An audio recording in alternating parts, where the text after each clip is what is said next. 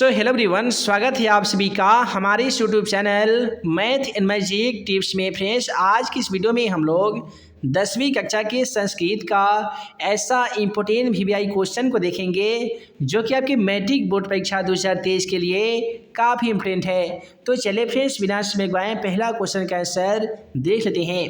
है दोस्तों, आज का पहला सवाल क्वेश्चन नंबर 9 जो है ये संस्कृत का दूसरा चैप्टर जिसका नाम है पाटलिपुत्र वैभवम यानी पटना की विशालता के बारे में जो चैप्टर है उसी चैप्टर से क्वेश्चन लिया गया है। और क्वेश्चन में हमसे पूछा गया है कि पटना में कौमुदी महोत्सव कब मनाया जाता था। आसान शब्द में इसका आंसर लिखिएगा कि पाटलिपुत्र में शरद ऋतु के काल में कौमुदी महोत्सव बड़े ही धूमधाम से मनाया जाता था, जिसमें सभी नगरवासी आनंद मगन हो जाते थे। इस समारोह का विशेष प्रचलन गुप्त वंश के शासनकाल में शुरू हुआ था। आजकल जिस प्रकार से दुर्गा पूजा मनाया जाता है, ठीक उसी प्रकार से प्राचीन काल में कौमुदी महोत्सव बड़े धूमधाम से मनाया जाता था। अब यहीं से ऑब्जेक्टिव सवाल पूछे गए थे कि कौमुदी महोत्सव कहाँ मनाया जाता था, तो याद रखिएगा पटना में। किस ऋतु में मनाया जाता था, तो शरद ऋतु में मनाया जाता था। और किस वंश के शासनकाल में मनाया जाता था, तो ये भी याद रखिएगा कि गुप्त वंश के शासनकाल में पाटलिपुत्र यानी पटना में आज वर्तमान में जिस प्रकार से दुर्गा पूजा यानी दशहरा पूजा बड़े ही धूमधाम से मनाए जाते हैं, ठीक इसी प्रकार से गुप्त वंश के शासनकाल में पटना में कौमुदी महोत्सव बड़े धूमधाम से मनाया जाता था। अब अगला सवाल नीति श्लोका पाठ से लिया गया है और क्वेश्चन में पूछा गया है कि नीति श्लोका पाठ के आधार पर मूर्ख का लक्षण लिखिए। दोस्तों, नीति श्लोका पाठ को पढ़ेंगे तो आसान से एक श्लोक उसमें आता है, कहता है कि अनाहुत प्रविशति अपृष्टो बहुभाषते अविश्वस्ते विश्वस्ति मूढ़ चेतान राधम। अर्थात अनाहुत प्रविशति यानी मूर्ख हृदय वाला अनाहुता प्रविशति यानी बिना बुलाए किसी भी जगह पे प्रवेश करता है यानी अंदर चला आता है। अपृष्टो बहुभाषति यानी बिना कुछ पूछे बहुत कुछ बोलता है। अविश्वस्ति यानी जिस पर विश्वास नहीं किया जा सकता है, विश्वस्ति उस पर वे सबसे ज़्यादा विश्वास करता है। ऐसे व्यक्तियों को ही मूढ़ चेतन राधम अर्थात नीतिकारों के द्वारा मूर्ख कहा गया है।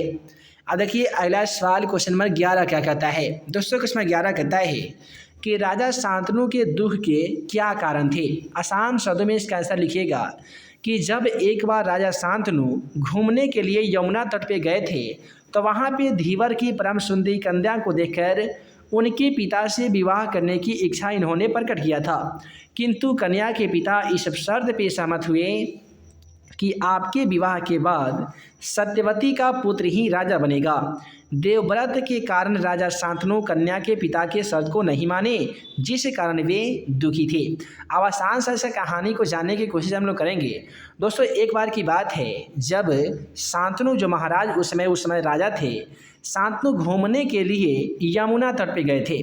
महाराज शांतनु एक बार घूमने के पर्पज से वो यमुना तट पे टहलने यानी घूमने के गए थे और उन्हीं के राज के बगल में एक जगह पड़ता था, उसका नाम था धीवर। और धीवर के राजा थे दासराज और उनकी एक बहुत ही सुंदर पुत्री थी जिसका नाम था सत्यवती। तो धीवर के परम सुंदरी कन्या जिसका नाम सत्यवती था, उसको देखकर ये उनके प्यार में पागल हो गए। यानी राजा शांतनु के मन में इच्छा आने लगा कि हम इससे विवाह कर लेते तो मेरा कल्याण हो जाता, यानी बहुत अच्छा होता। तो इसी बात को लेकर उस परम सुंदरी कन्या यानी सत्यवती के पिता दासराज से इन्होंने शादी करने की इच्छा को प्रकट किया, किंतु उसका पिता काफ़ी ही ज़्यादा चालाक था। उसका पिता ये बोला, ठीक है, हम अपने पुत्री सत्यवती का शादी आपसे तो कर देंगे, लेकिन हमारी एक शर्त है। तो शांतनु बोले, ठीक है, आपका क्या शर्त है हमें बताइए, हम जब प्यार में पागल हो गए हैं तो आपके हर शर्त को मानने के लिए हम तैयार हैं। तो दरअसल क्या करते हैं कि जो महाराज दासराज होते हैं वो कहते हैं कि ठीक है, हमारी ये शर्त ये है कि हम जब अपने पुत्री का विवाह आपसे कर देंगे तो हमारी सत्यवती यानी हमारी पुत्री से जो उत्पन्न पुत्र होगा वही आपके साम्राज्य का अगला राजा बनेगा। ऑलरेडी महाराज शांतनु के पास देवव्रत जिसका नाम आगे चल के भीष्म होता है, उनके पास ऑलरेडी एक बेटा रहता है जिसका नाम देवव्रत है। उनमें राजा बनने के तमाम गुण समाहित होते हैं। इन्हीं को लेकर महाराज शांतनु सोचते हैं यदि हम दासराज के बात को मान लेते हैं तो इससे जो हम उत्पन्न पुत्र होगा वही समाज का राजा बनेगा, तो ये तो देवव्रत के साथ अन्याय हो जाएगा ना।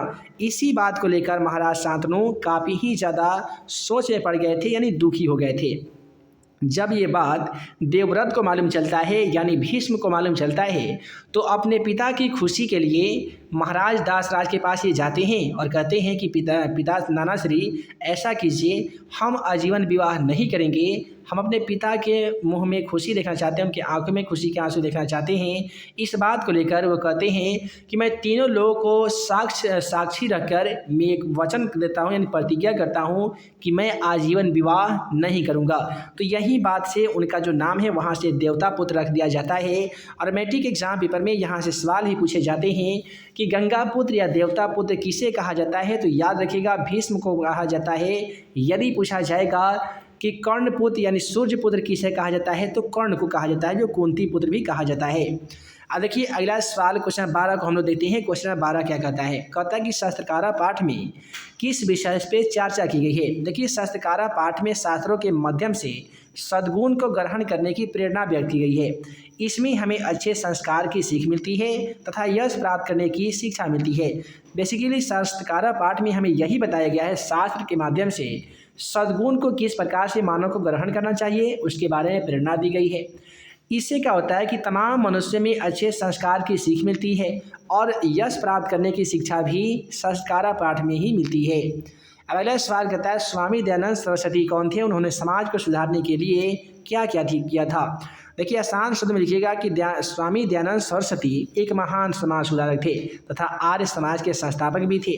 अब यहीं से मैट्रिक एग्जाम पेपर के लिए ऑब्जेक्टिव सवाल बनता है कि आर्य समाज के संस्थापक कौन थे, तो याद रखिएगा स्वामी दयानंद सरस्वती थे। उन्होंने मध्यकाल में भारत में फैल रहे छुआछूत, अशिक्षा, जाति भेदभाव, आडंबर जैसे कुरीतियों को दूर करने के लिए लोगों में जागरूकता पैदा किए थे। आप सभी को बता दें कि उन्होंने अपने सिद्धांतों का संकलन जो है वो सत्यार्थ प्रकाश नामक ग्रंथ में किया था। वे अपने सिद्धांत के प्रचार के लिए आर्य समाज नामक सिद्धांत की भी स्थापना किए थे। अब यहाँ से मैट्रिक एग्जाम पेपर के लिए एक ऑब्जेक्टिव सवाल बनता है कि स्वामी दयानंद सरस्वती ने अपने समाज को लेकर यानी उनके द्वारा एक लिखित सिद्धांत था उसका जो वर्णन है, संकलन है, वो किसमें किया है, तो सत्यार्थ प्रकाश में किया है। सवाल बनता है कि सत्यार्थ प्रकाश किसकी रचना है, तो स्वामी दयानंद सरस्वती की रचना है।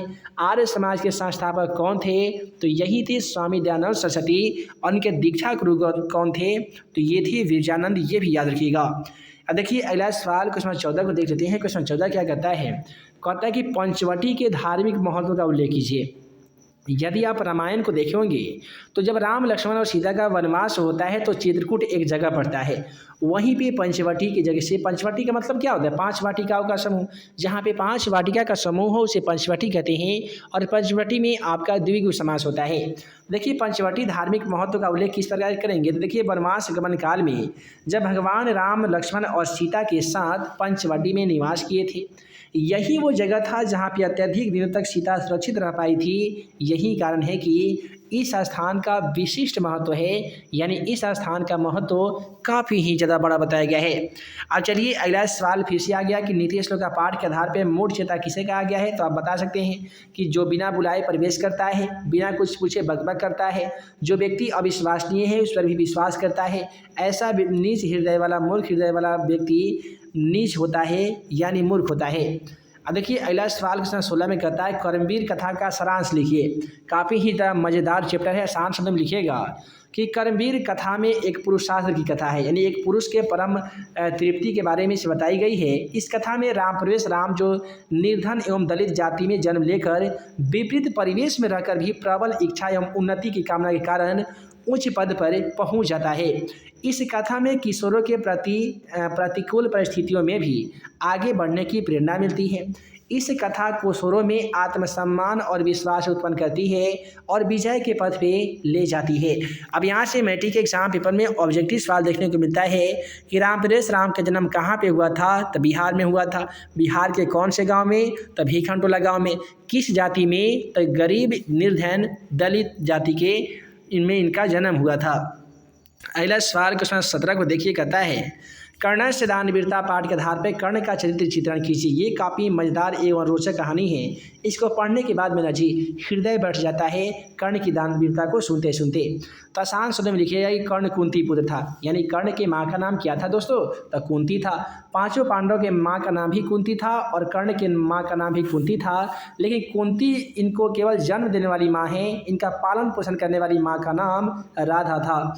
उसे जन्म से ही कवच और कुंडल प्राप्त था, यानी कर्ण के पास जन्म से ही कवच और कुंडल प्राप्त था। जब तक इनके शरीर पे कवच और कुंडल विद्यमान रहता था तब तक दुनिया का देवता दानव कोई भी लोग, तीनों लोगों में कोई भी ऐसा एक व्यक्ति नहीं था जो कर्ण को पराजित कर सके।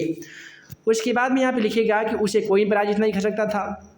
महाभारत में युद्ध में वे कौरव के पक्ष से युद्ध किया था। जब इंद्र छल से कवच और कुंडल मांगने आए तो कर्ण अपने दानशीलता का परिचय देते हुए कवच और कुंडल इंद्र को दे देते हैं, जिस कारण उनकी दानवीरता सिद्ध होती है। आप सभी को तो मालूम होगा, कर्ण को मालूम रहता है कि ये जो शक्र के रूप में वामन के भेष में जो कपटी मित्र, जो कपट बुद्धि वाले जो कृष्ण हैं, उन्हीं की योजना है। आपके पाठ्य पुस्तक में ऐसा ही बताया गया है, इसलिए मैं आपको ऐसा कर रहा हूँ।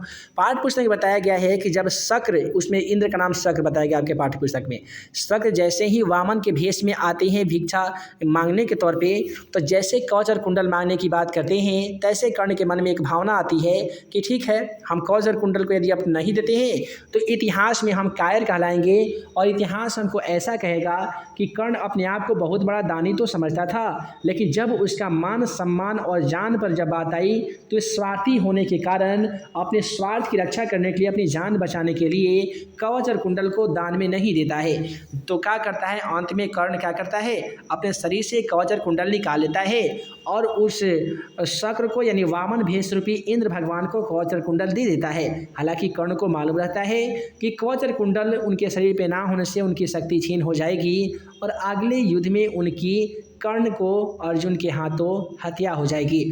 फिर भी अपना दानवीरता सिद्ध करने के लिए हालांकि शल्यराज कहते हैं कि कर्ण ये आप क्या करते हैं, न दाव्यतम नाप दाव्यतम, यानी आप नहीं दीजिए, नहीं दीजिए, क्योंकि यही आपका कवच और कुंडल है जो आपके शरीर की रक्षा करता है। तो वहाँ पे कर्ण आसान शब्द में कहते हैं कि देखो, ज्ञान जो होता है ना, ज्ञान भी जब अध्ययन नहीं किया जाता है तो ज्ञान भी एक दिन नष्ट हो जाता है। एक दिन समुद्र का पानी भी सूख जाएगा, सूरज की रोशनी भी अपना रोशनी एक दिन ख़त्म कर देगी, दिन भी एक दिन रात में बदल जाता है। लेकिन इस दुनिया में दिया हुआ दान जो एक ऐसा दान होता है जो मरने के बाद भी उसका इतिहास बन जाता है, जैसे कि यहाँ पे कर्ण का इतिहास बन चुका है जो हम लोग इतिहास के रूप में से जानते हैं। तो इसी बात को दानवीरता प्रसिद्ध यानी प्रचलित करने के लिए वे क्या करते हैं कि कवच और कुंडल दान में दे देते हैं। अब अगला सवाल क्वेश्चन 18 को देखते हैं। कहता है विश्व अशांति के क्या कारण है, यानी पूरे विश्व में अशांति जो फैला हुआ है इसका क्या कारण हो सकता है। तो आसान शब्दों में लिखिएगा कि विश्व अशांति का प्रमुख कारण द्वेष एवं असहिष्णुता है, यानी आज प्रत्येक देश एक दूसरे देश के प्रगति को देखकर जलने लगता है, यानी ईर्ष्या करने लगता है और इसके प्रगति को नष्ट करने के लिए तरह तरह के उपाय भी करने लगता है। आप सभी को बता दें कि इस प्रकार से उसको नष्ट करने के लिए अनेक प्रपंच का भी सहारा ले रहा है। अस्त्रों की होड़ में लगा मानव विनिष्ट होती जा रही है। उसके बाद में लिखिएगा परोपकार, सहिष्णुता और मित्रता इत्यादि का भाव जो है वो धारण नहीं कर रही है। तो आसान शब्द में विश्व शांति पाठ में यही बताया गया है कि आज अस्त्र और शस्त्र के होड़ में लगा मानव बड़े से बड़े हानिकारक जो हथियार है उसका इस्तेमाल करके अपने आप को मृत्यु के मुँह में झोंकता जा रहा है, जो मानव के विनाश का एक सूचक बनते जा रहा है। तो इस प्रकार से आप विश्व शांति के पाठ के बारे में आसानी तरीके से लिख सकते हैं। देख लेते हैं।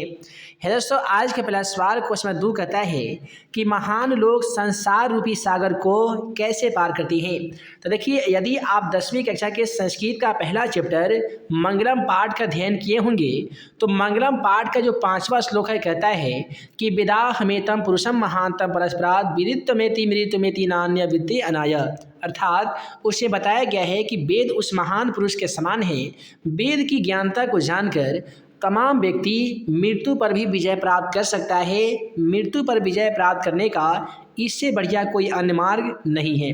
तो आसान शब्दों में इस क्वेश्चन का आंसर लिखिएगा कि श्वेताश्व उपनिषद में ज्ञानी और अज्ञानी लोग में अंतर स्पष्ट करते हुए महर्षि वेद व्यास कहते हैं कि अज्ञानी लोग अंधकार के समान होते हैं और ज्ञानी लोग प्रकाश के समान होते हैं।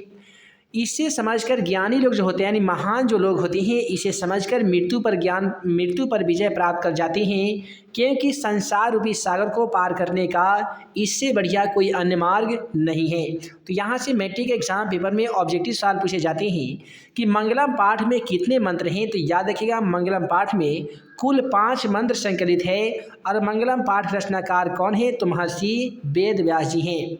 अब देखिए अगला सवाल शास्त्रकारा पाठ से लिया गया है और कहता है कि शास्त्रकारा पाठ में वर्णित वैज्ञानिक शास्त्रों पर प्रकाश डाले। तो आसान शब्द में इसका आंसर लिखिएगा कि प्राचीन भारत में विज्ञान की विभिन्न शाखाओं में शास्त्रों की स्थापना हुई है। यानी प्राचीन काल में जितने भी विज्ञान के अलग अलग शाखाएं थी, उन्हीं शाखाओं के माध्यम से शास्त्रों की स्थापना हुई है। आयुर्वेद में चरक संहिता सुश्रुत संहिता के शास्त्रकार नाम से ही प्रसिद्ध है। वहीं पर रसायन विज्ञान की बात करें तो रसायन विज्ञान और भौतिक विज्ञान अंतर्भूत है। ज्योतिष शास्त्र से खगोल विज्ञान हो गया, गणित इत्यादि हो गया। आर्यभट्ट का जो ग्रंथ आर्यभट्टियम है, ये वराहमिहिर का बृहद संहिता विशाल ग्रंथ माना जाता है, जहाँ पे अनेक विषय समन्वित है। कृषि विज्ञान पराशर के द्वारा रचा गया है। प्राचीन भारत का गौरव हमेशा समृद्ध माना गया है। अब देखिए अगला सवाल पाटलिपुत्र वैभवम पाठ से लिया गया है और ये सवाल मैट्रिक एग्जाम पेपर के लिए काफ़ी ही ज़्यादा इंपॉर्टेंट है। क्वेश्चन कहता है कि महात्मा बुद्ध के अनुसार वैर की शांति कैसे संभव है। देखिए महात्मा बुद्ध जब पाटलिपुत्र यानी पटना में आए थे, वे 2-4 बातों को कहे थे। वे बोले थे कि पाटलिपुत्र यानी जो पटना वर्तमान में यानी आगे चलकर यह नगर भविष्य में महानगर तो होगा, लेकिन यह नगर बाढ़ से, अग्नि यानी आग लगी से और युद्ध की डर से हमेशा पीड़ित रहेगा। कहीं ना कहीं उनकी कही गई बात वर्तमान समय में सही साबित होते दिख रही है। तो यहाँ पे क्वेश्चन करता है कि महात्मा बुद्ध के अनुसार वैर और अवैर में शांति में कैसे संभव है। तो आसान शब्द में लिखेंगे कि महात्मा बुद्ध के अनुसार वैर की शांति निर्भय करुणा और मैत्रेयी भाव से ही संभव हो सकती है। अब देखिए अगला सवाल करते हैं वेदांग संख्या में कितने हैं, इसके नाम बताइए। इस क्वेश्चन में तो VVI लिख लीजिए, ये क्वेश्चन तो पक्का लड़ेगा। देखिए कहता है कि वेदांग संख्या में कितने हैं। दोस्तों वेदांग संख्या में 6 होते हैं। आप सभी को जब ऑब्जेक्टिव क्वेश्चन करा रहे थे उसमें बताए थे कि वेद संख्या में 4 होते हैं, वेदांग संख्या में 6 होते हैं। वहीं इसी प्रकार से यदि महाभारत में वर्णित विवाह के प्रकारों की बात करें तो 8 होते हैं, 16 होते हैं संस्कार, 18 होती हैं पुराण, उपनिषद होते हैं 108 और 1 लाख होती हैं श्लोक। तो ये सारा ऑब्जेक्टिव क्वेश्चन है, जिसमें से 1-2 ऑब्जेक्टिव क्वेश्चन आपके मैट्रिक एग्जाम पेपर में जरूर पूछा जाता है। वेद कितने हैं? तो 4 है। वेदांग कितने हैं? तो 6 है। विवाह कितने प्रकार के होते हैं? तो 8 प्रकार के। संस्कार कितने हैं? तो 16 है। और इसके बाद में पुराणों की संख्या कितनी है? तो 18। उपनिषद की संख्या 108 और महाभारत में श्लोक की संख्या कितनी है? तो 1 लाख हो जाएगा। तो आसान शब्द में जानिए कि वेदांग 6 होते हैं। पहला होते हैं शिक्षा, कल्प, व्याकरण, निरुक्त, छंद और ज्योतिष होती हैं। देखिए शिक्षा उच्चारण प्रक्रिया का ज्ञान कराती है। कल्प सूत्रात्मक कर्मकांड का ग्रंथ है। व्याकरण से वर्ण, शब्द इत्यादि वाक्य का अध्ययन किया जाता है। निरुक्त का जो कार्य होता है वो वेद के अर्थ का बोध कराना होता है। छंद सूत्र का एक ग्रंथ है। ज्योतिष वेदांग ज्योतिष ग्रंथ का है। और चलिए अगला सवाल क्वेश्चन 6 को देखते हैं। अगला सवाल क्वेश्चन 6 कहता है स्वामी दयानंद सरस्वती की शिक्षा व्यवस्था का वर्णन कीजिए। देखिए स्वामी दयानंद सरस्वती अपने शिक्षा से अभिप्रेरित होकर समाज में नई शिक्षा प्रणाली को प्रोत्साहित किया था। वैदिक साहित्य के साथ साथ पश्चात वैज्ञानिक शिक्षा को आवश्यक मानते हुए वे नई शिक्षा व्यवस्था आरंभ की। उन्होंने अपनी शिक्षा में स्त्री शिक्षा, छुआछूत, बाल विवाह और कर्मकांड का निषेध किया था। आप सभी को बता दें कि अगला सवाल कहता है कि भारत में पाठ के आधार पर भारत की मूल्यों का विशेषताओं पर प्रकाश डालिए। देखिए भारत का प्रकृति सौंदर्य स्वर्ग जैसा है, यानी भारत की प्रकृति की बात करेंगे तो कोई स्वर्ग से कम नहीं है। यहाँ पे देवताओं, ऋषियों या महापुरुषों का अवतरण भूमि है। यानी भारत की भूमि एक ऐसी भूमि है जहाँ पे बड़े से बड़े देवता अवतार लिए थे, यानी ये अवतरण भूमि है। इसकी महिमा विष्णु पुराण और भागवत पुराण में भी देखने को मिलती है। यानी भारत देश की जो महिमा है इसका गुणगान विष्णु पुराण और भागवत पुराण में भी देखने को मिलता है। इस भूमि पर जन्म लेने वाला यानी अवतरित होने वाला मनुष्य निश्चय ही धन्य है। हमारी भारत भूमि रम्य रूपा और विशाल एवं कल्याणप्रद मानी जाती है। आप सभी बता दें कि अत्यंत शोभनीय और संसार का गौरव भारत हम सबों के लिए हमेशा पूजनीय है। यहाँ पे जाति धर्म के भेदभाव को भुलाकर एकता सहिष्णुता का पाठ पढ़ाया जाता है। यह भारतीय सदैव कहते हैं, यानी हम सभी भारतीय का एक ही वाक्य होता है कि वसुधैव कुटुंबकम, अर्थात संपूर्ण पृथ्वी ही हमारा संपूर्ण परिवार है। अब अगला सवाल क्वेश्चन 8 कहता है, दामोदर गुप्त ने पाटना के संबंध में क्या क्या लिखा है। दोस्तों ये भी क्वेश्चन पाटलिपुत्र वैभव पाठ से है। आसान शब्द में आंसर कीजिएगा कि कवि दामोदर गुप्त के अनुसार पाटलिपुत्र यानी पटना महानगर पृथ्वी पर बसे तमाम महानगरों में सबसे सर्वश्रेष्ठ है। यहाँ पे सरस्वती के वंशज यानी विद्वान लोग बसते हैं। कवि ने इस महानगर की तुलना इंद्र की भरी पूरी नगरी से की है। अब यहाँ से ऑब्जेक्टिव सवाल पूछे जाते हैं कि दामोदर गुप्त की रचना क्या है, तो कूटनीम टीम काव्य है, याद रखिएगा। अब देखिए अगला सवाल भी पाटना वाले चैप्टर से लिया गया। कहता है कि पटना में कौमुदी महोत्सव कब मनाया जाता था। आसान शब्द में सर कीजिएगा कि पाटलिपुत्र में शरद ऋतु के काल में यानी शरद काल में कौमुदी महोत्सव बड़े ही धूमधाम से मनाया जाता था, जिसमें सभी नगरवासी आनंद मगन हो जाते थे। इस समारोह का विशेष प्रचलन गुप्त वंश के शासनकाल में हुआ था। आजकल जिस प्रकार से दुर्गा पूजा काफ़ी ही धूमधाम से मनाया जाता है, उसी प्रकार से प्राचीन काल में कौमुदी महोत्सव बड़े ही धूमधाम से मनाया जाता था। अब यहाँ से 2-3 ऑब्जेक्टिव सवाल एग्जाम पेपर में टकराए थे कि कौमुदी महोत्सव किस वंश के काल से मनाया जाता था, तो याद रखिएगा गुप्त वंश के काल शासन काल में मनाया जाता था। किस ऋतु में मनाया जाता था, तो शरद ऋतु में मनाया जाता था। और ये जो कौमुदी महोत्सव होता था ये देखने में कैसा रहता था, तो आज यानी वर्तमान समय में जिस प्रकार से हिंदू धर्म के मानने वाले तमाम लोग दुर्गा पूजा को बड़े ही धूमधाम से मनाया करते हैं, उसी प्रकार से शरद ऋतु में गुप्त वंश के शासनकाल में कौमुदी महोत्सव बड़े ही धूमधाम से मनाया जाता था। अब अगला सवाल कहता है, नीति श्लोक का पाठ के आधार पर मूर्ख का लक्षण लिखिए। यदि आप नीति श्लोक का पाठ को पढ़े होंगे तो उसमें काफ़ी ही एक मज़ेदार श्लोक है। वो श्लोक कुछ इस प्रकार है, अनाहुता प्रविशति अपृष्टो बहुभाषते अविश्वस्ते विश्वस्ति मूढ़ चेता नराधम। अर्थात कोई ऐसा मनुष्य जो बिना बुलाए यानी अनाहुता प्रविशति, बिना बुलाए किसी सभा में प्रवेश करता है। अपृष्टो बहुभाषते, अपृष्टो यानी बिना पूछे, बहुभाषते यानी बहुत बोलता है। अविश्वस्ति विश्वस्ति यानी जिस पर विश्वास नहीं किया जा सकता है उस पर वे सबसे ज़्यादा विश्वास करता है। ऐसे व्यक्तियों को ही नीति श्लोक का पाठ में नराधम यानी मूर्ख कहा गया है। तो यहाँ पे आसान शब्द में ऐसा लिखिएगा कि मूर्ख हृदय वाला अधम मनुष्य बिना बुलाए भीतर चला आता है, बिना पूछे ही बहुत बोलता है और अविश्वसनीय पुरुष पर भी विश्वास करता है। ऐसे व्यक्तियों को ही नीति श्लोक का पाठ में नीतिकारों के द्वारा अधम यानी मूर्ख कहा गया है। अब अगला सवाल क्वेश्चन नंबर 11 को देख लीजिए। क्वेश्चन नंबर 11 कहता है, राजा शांतनु के दुख का कारण क्या था। देखिए एक बार की बात है, जब राजा शांतनु घूमने के लिए यानी टहलने के लिए यमुना तट पे गए थे, तो वहाँ पे एक जगह पड़ता है जिसका नाम है धीवर, और वहाँ के राजा थे दासराज, और उनकी बेटी जो परम ही सुंदरी कन्या थी उसका नाम था सत्यवती। तो एक परम सुंदरी कन्या को देखकर उनके मन में विवाह करने की इच्छा प्रकट की, और वे क्या करते हैं कि लड़की के पिता यानी दासराज के पास ये शादी का प्रस्ताव लेकर जाते हैं। किंतु लड़की के पिता इस शर्त पे सहमत होता है कि आपके विवाह के बाद सत्यवती का पुत्र ही राजा बनेगा। देवव्रत के कारण राजा शांतनु कन्या से के पिता को शर्त को नहीं मानते हैं, जिस कारण महाराज शांतनु काफ़ी ही ज़्यादा उदास दिखाई देते हैं। तो इस प्रकार से आज की इस वीडियो में हम आप सभी को बताए हैं 10वीं कक्षा के संस्कृत का 11 ऐसा इम्पोर्टेंट VVI क्वेश्चन जो कि आपके मैट्रिक बोर्ड परीक्षा 2023 के लिए काफ़ी ही ज़्यादा इम्पोर्टेंट था। आशा करते हैं कि आज का वीडियो आप सभी को पसंद आया हो। दोस्तों वीडियो पसंद आया हो तो वीडियो को लाइक कीजिएगा, अपने दोस्तों में शेयर कीजिएगा। नए होंगे चैनल पे तो आप हमारे YouTube channel math and magic tips को सब्सक्राइब करना बिल्कुल ना भूलिएगा। तो हम जल्द मिलेंगे अगले वीडियो में नए VVI क्वेश्चन के साथ। तब तक के लिए आप सभी को वीडियो देखने के लिए बहुत बहुत धन्यवाद।